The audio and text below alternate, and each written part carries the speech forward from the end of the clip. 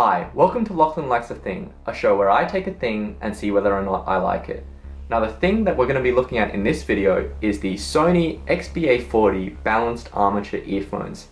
Now if you came to this video looking for a review of the XBA-4, please stick around because the XBA-40 is the updated model of the XBA-4. They're very similar and I've owned both. This video is going to go through the basic sound and design of the XBA-4 as well as some of the changes they made with the XBA-40. In a previous video, I looked at the Sony XBA-1, which uses a single balanced armature driver. Well, in the Sony XBA-40, they've taken 4 of the drivers from the XBA-1 and packed them into the same earphone. However, Sony's arrangement with multiple balanced armatures is a little different from some of the other manufacturers. Most manufacturers for a balanced armature earphone with many multiple drivers will use a crossover to divide the audio signal between the bass, mid, and high frequencies and then send those frequencies to individual drivers. Sony has actually done something different. They've wired all 4 balanced armatures in parallel and they send the same signal to all 4 drivers. Then the drivers have been mechanically tuned so that one driver can only reproduce the treble frequency, one driver reproduces the mids, one driver reproduces the bass, and then there's one more driver which reproduces subwoofer bass frequencies. Now the supposed advantage of not using a crossover is that you can avoid any of the distortion or phase issues introduced by that crossover's electronics. However, there is one big disadvantage to Sony's approach.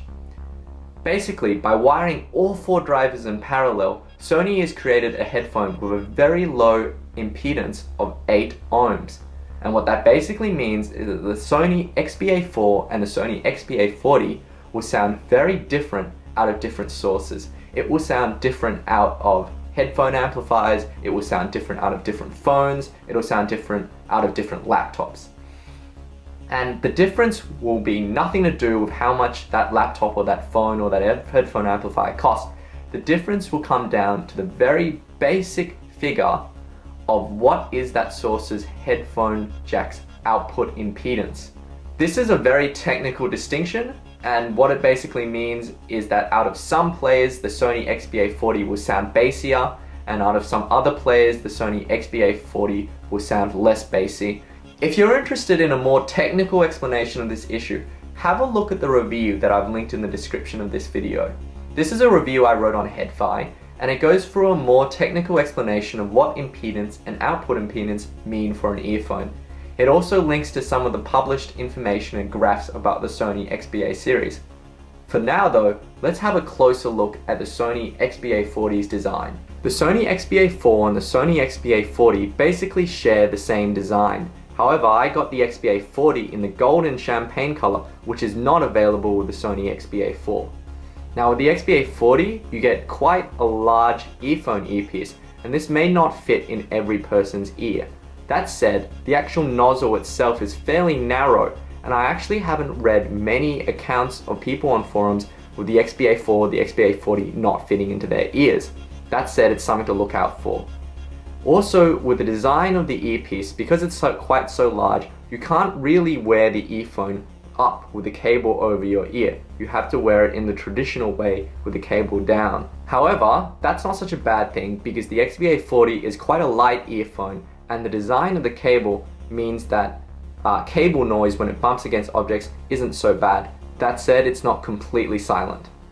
With the XBA-4, you get a relatively well-built earphone. On the left earpiece, you'll find that there's a little bump on the back which lets you know in the dark that this is the left earpiece. Now with the cable, you get a flat elliptical cable, which is quite interesting.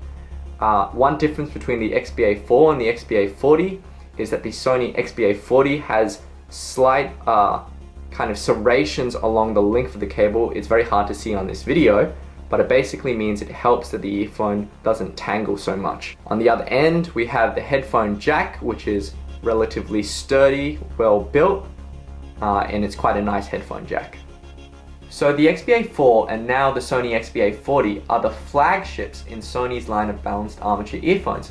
So how do they sound? Well, with the XBA-4 and the XBA-40, let me just say that you do not get a neutral or balanced sounding earphone. You will get a sound that is tuned to be very thick and very dark and very smooth. And for some people, this sound will be actually too dark. It'll sound congested.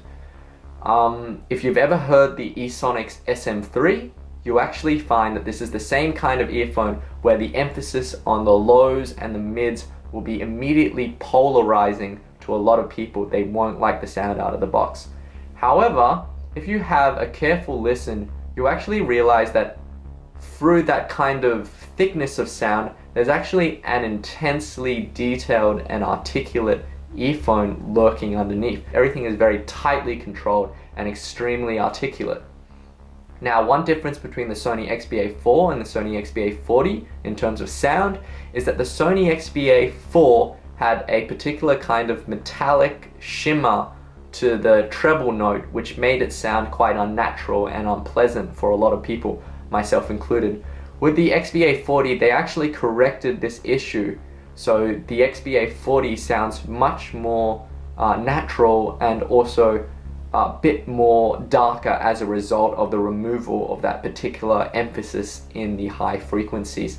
The standout part of the Sony XBA-4 and the Sony XBA-40's sound is the holographic soundstage, the way that they're able to place instruments within this space so that it feels like you're actually inside the music, and it's very enveloping and it's quite intense.